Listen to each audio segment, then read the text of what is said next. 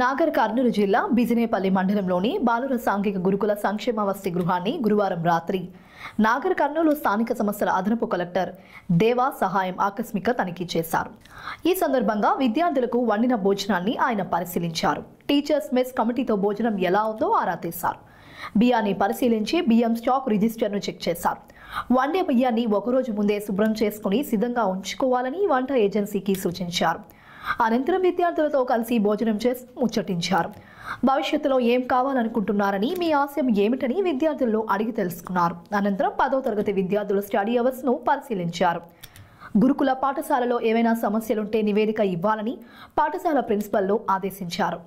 పాఠశాలలో చదువులు, వసతులు, సమస్యలు తదితర అంశాలను నిశ్చితంగా ఆయన పరిశీలించారు. గురుకుల పాఠశాలలో పరిశుభ్రతపై అధిక ప్రాధాన్యత ఇవ్వాలని ఆదేశించారు. గురుకుల పాఠశాలలో విద్యార్థుల ఆరోగ్యం, పరిశుభ్రత అత్యంత కీలకమని సూచించారు.